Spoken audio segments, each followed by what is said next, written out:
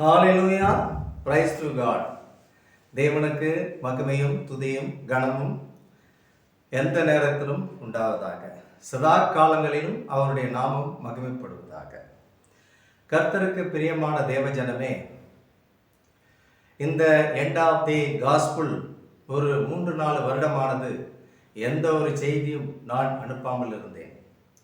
இப்பொழுது கர்த்தருடைய உந்துதலினாலே மீண்டும் அதை நான் உங்களிடத்தில் அநேக ரகசியமாக உங்களுக்கு யாரும் போதிக்க முடியாத அளவுக்கு இருக்கிற வேத வசனங்கள், மறைக்கப்பட்ட வசனங்கள் அனைத்துமே வெளிப்படையாக உங்களிடத்தில் பேசப் போகிறேன்.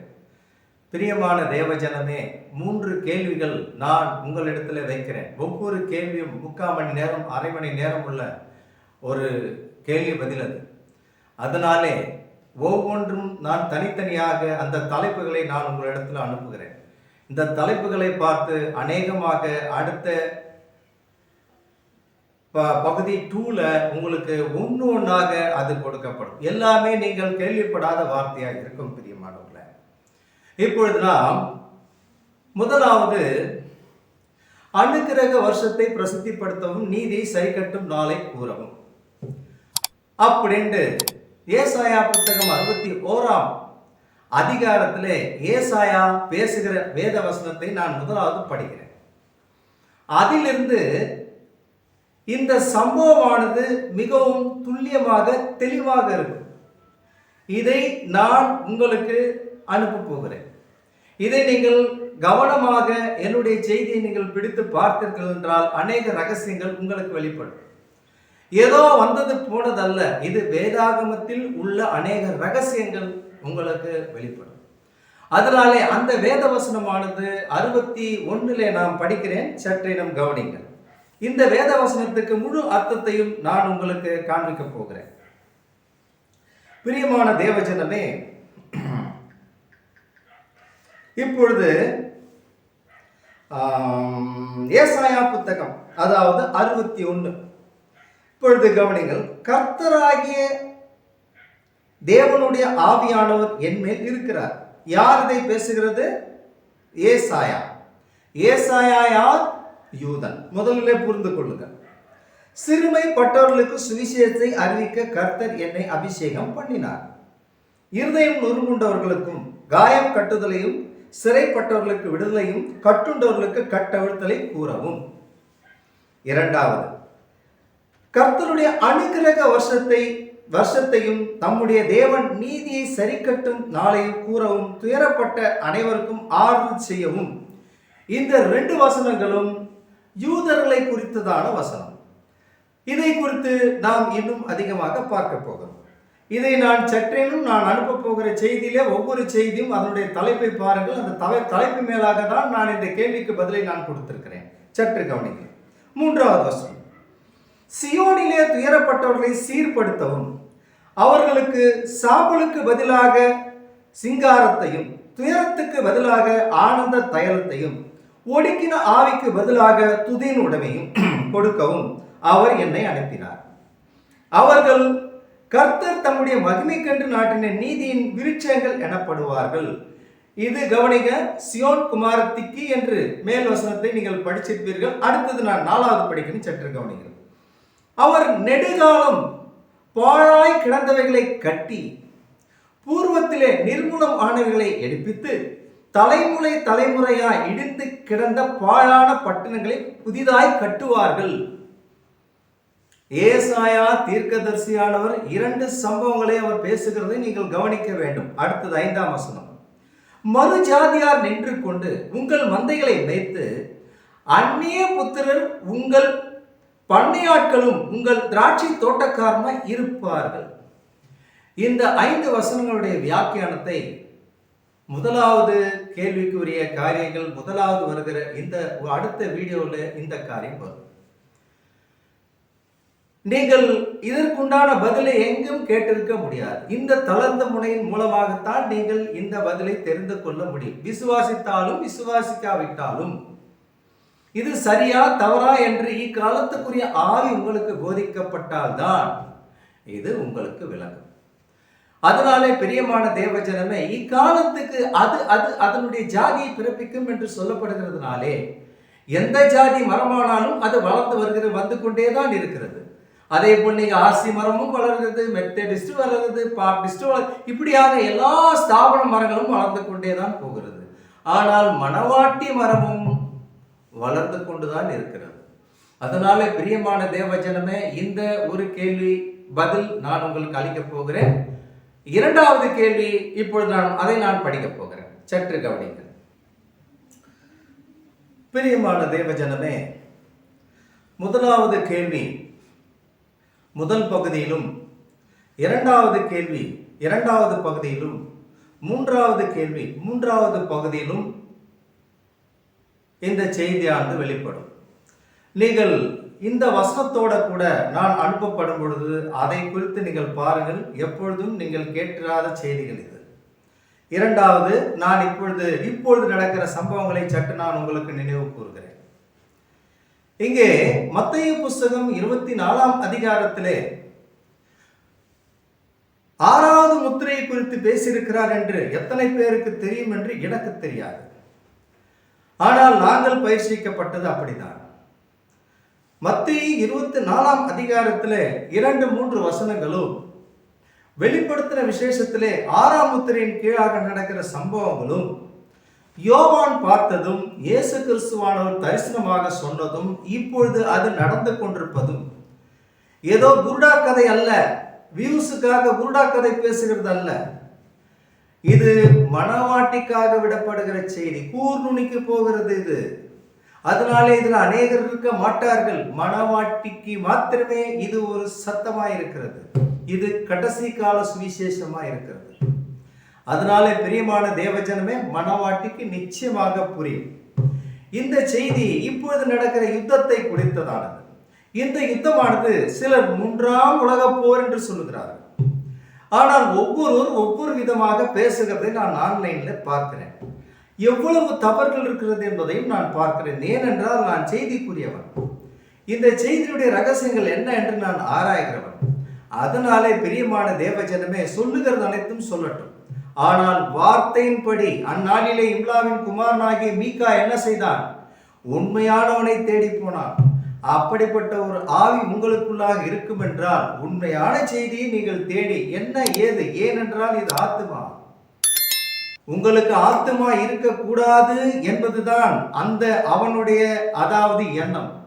தேவன் ஒரு ஆத்மாவை மிகவும் இலகுவாக அழைப்பதுதான் தேவனுடைய திட்டம். இங்கே ஒரே ஒரு ஆத்மா இந்த செய்திக்கு மனம் திரும்பினாலே பரலோகராஜ்யம் களி கூறும், சந்தோஷப்படும். லட்சமான ஆட்கள் உங்களுடைய செய்தியை பார்த்து அந்த செய்திக்கு ஒரு அர்த்தமும் இல்லாமல் அது நடக்காத ஒரு பொய் தீர்க்க தரிசனமாவோ அல்லது பொய் செய்தியாகவோ இருந்தால் நிச்சயமாக அதுல எந்த ஒரு மகிமையும் நடக்கப் போவதல்ல. பரலோகராஜ்யம் களி கூறப் போவதும் அல்ல.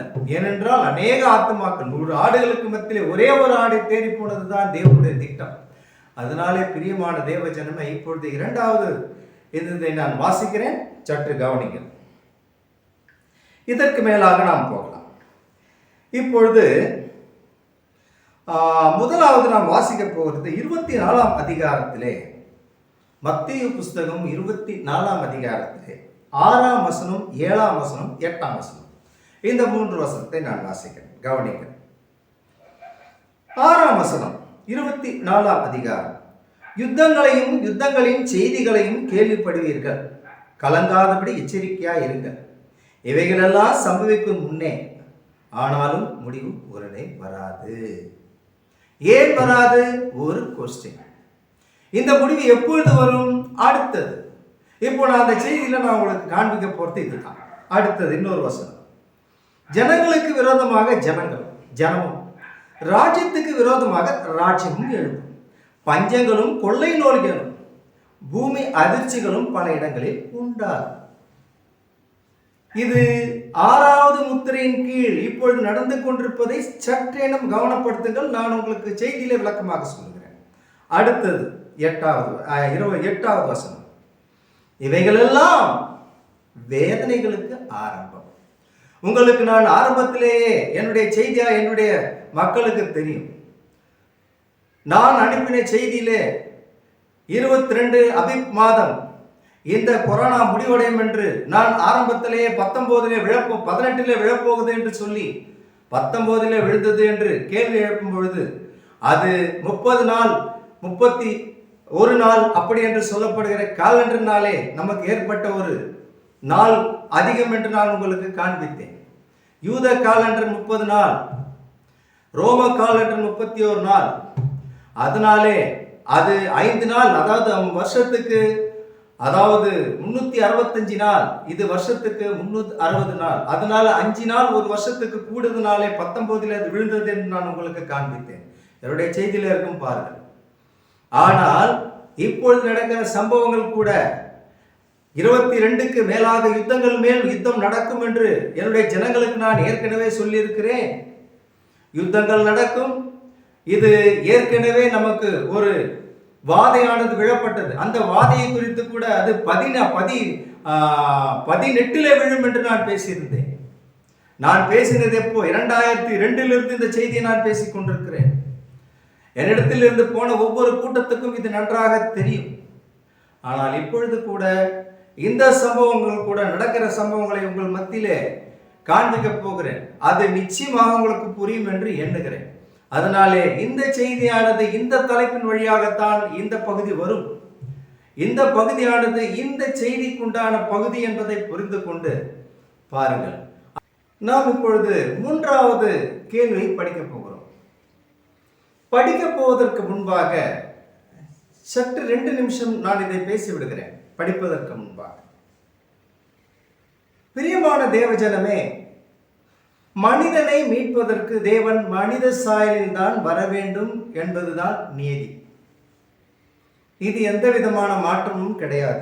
ஒருவேளை அதை மாற்றி யாராவது சொன்னால் நிச்சயமாக எனக்கு அது தெரியாது. தேவன் எப்பொழுதும் தேவனாயிருக்கிறார். அவருடைய சத்தியம் மாத்திரமே நமக்கு கிரீடமாய் இருக்கிறது.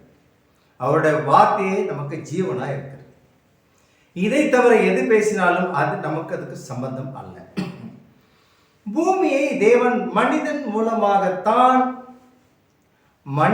அதாவது மனித சாயலிலே தொடுவார் என்று 1000 வருட அரசாட்சிக்கு முந்தியிலே தேவன் எத்தனை முறை மனிதனை சந்தித்திருக்கிறார் என்பதை வேத ஆதாரபூர்வமாக நான் உங்களுக்கு நிரூபிக்கிறேன். அதை தான் நாம் 3வது கேள்வியாக பார்க்க போகிறோம். மனிதனை சந்திக்க தேவன் எத்தனை முறை பூமிக்கு வந்தார் என்பதை தான் நாம் பார்க்க போகிறோம். வரப்போகிறார் என்பதை நாம் பார்க்க போகிறோம். அதனாலே பிரியமான தேவஜனமே, இந்த தலைப்புள்ள இந்த தம்மையில் உங்களிடத்துல வந்தால் இந்த கேள்விக்கு தான் பதில் என்பதை புரிந்து கொண்டு அதை நீங்கள் பார்க்கலாம். இது 3வது கேள்வி. இதற்குண்டான வேத வசனத்தை நான் வாசிக்கிறேன்.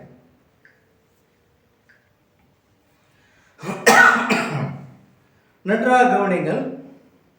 வேத வசனங்கள் அனைத்தும் நாம் படித்திருக்கிறோம். ஆனால் படித்தால் கூட அது கர்த்தர் யாராவது ஒருவரை கொண்டு விளக்கினால்தான் உங்களுக்கு புரியும். இல்லாவிட்டால் ஏன் இயேசுவின் நாமத்தில் ஞானஸ்தானம் திருத்துவக்காரர்களுக்கு புரியவில்லை? ஏன் கிறிஸ்து தீர்க்கதரிசி என்றால் கிறிஸ்து என்ற அர்த்தம் என்று ஏன் புரியவில்லை? அதனாலே தேவன் உங்களுக்கு கொடுத்தால் தான் புரியுமோ தவிர இல்லாவிட்டால் அது நிச்சயமாக புரியாது. சற்று நம்ம உள்ளே போகலாம். மத்தேயு புஸ்தகத்தை நான் வாசிக்கிறேன்.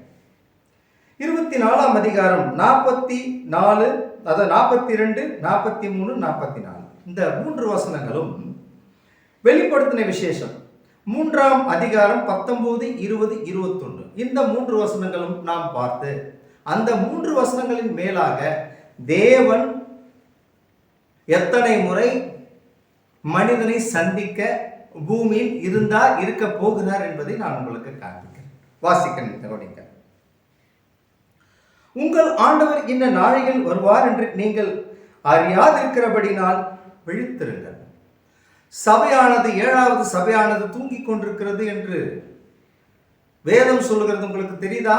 சரி, பார்க்கலாம். திருடன் இந்த ஜாமத்தில் வருவார் என்று வீட்டை எஜமான் அறிந்திருந்தால் அவன் விழித்திருந்த தன் வீட்டை கண்டமிடாட்டினா அறிவீர்கள். 44 நீங்கள் நினையாத நாழிகையிலே மனுஷகுமாரன் வருவார். ஆதலால் நீங்களும் ஆயத்தமாய் இருங்கள். இது எப்போ எழுதப்பட்ட வேத வசனம்? இதையெல்லாம் நான் செய்தியில உங்களுக்கு காண்பிக்கிறேன்.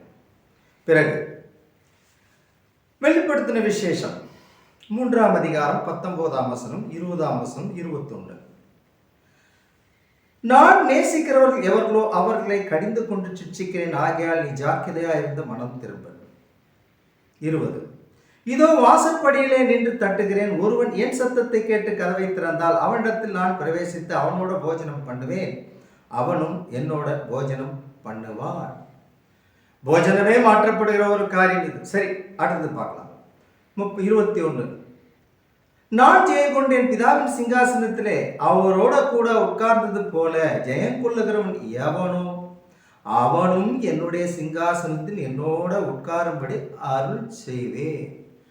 பிரியமான தேவஜனமே, அவரை நீ அறிந்தால், அவருடைய வருகையை நீர் அறிந்தால், அவர் எப்படி இருக்கிறார், இப்பொழுது என்ன செய்து கொண்டிருக்கிறார் என்று நீ அறிந்தால், அவருடைய வார்த்தை அறிந்தால், அவர் உட்கார்ந்திருக்கிற சிங்காசனத்திலே உனக்கு ஒரு இடம் உண்டு என்று, அவர் தேவன் என்றால் நீனும் தேவன், அவர் கிறிஸ்து என்றால் நீனும் கிறிஸ்து, அவர் மனுஷகுமாரன் நீனும் மனுஷகுமாரன், உலகத்து காட் என்றால் நீனும் காட். அப்படியாகவே அந்த சிங்காசனத்தை உனக்கு தருவேன் என்று வாக்களித்திருக்கிறார்.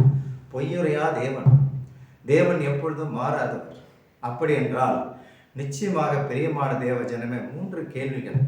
இது நான் வெறும் கேள்வியை மாற்றமே உங்களிடத்தில் அனுப்புகிறேன். பதில் ஒவ்வொன்றும் கண்டிப்பாக 2, 3 நாள் அல்லது 4, 5 நாளுக்குள்ளாக அது ஒவ்வொன்றும் வந்து கொண்டே இருக்கும். அதனால இனி நாம் பார்க்க போவது அனைத்துமே கேள்விகளும் பதில்களும் தான். அதனாலே இந்த 3 கேள்விகளை மிஸ் பண்ணாமல் பாருங்கள். பார்ப்பதற்கு முன்பாக நான் அனுப்பப்படுவது எப்போ என்று உங்களுக்கு தெரியாது. அதனாலே நீங்கள் ஒரு சப்ஸ்கிரைப் பண்ணி வைத்துக் கொள்ளுங்கள். நான் எப்பொழுது அனுப்புகிறேனோ அப்பொழுது உங்களுடைய செய்திக்கு அது செல்லுக்கு வரும். அப்பொழுது அதை எடுத்து நீங்கள் பார்த்துக் கொள்ளலாம். எந்த நேரத்தில் வேண்டும் என்றாலும் பார்த்துக் கொள்ளலாம். அது உங்களுக்கு தெரியப்படுத்துவதற்காகத்தான் நான் உங்களை சப்ஸ்கிரைப் பண்ணேன் என்று சொல்லுகிறேன். பிரியமான தேவஜனமே, அதனாலே கர்த்தருக்கு ஸ்தோத்திரம். நாம் திரும்பவும் இந்த கேள்விக்கு பதிலே நாம் சந்திப்போம். ஆமென். Glory to God. தேவனுக்கு மகிமையும் துதியும் கனம் உண்டாவதாக. கர்த்தர் உங்களை அபூர்வமாக மனவாட்டியாக ஆசீர்வதிப்பாராக. ஆமென்.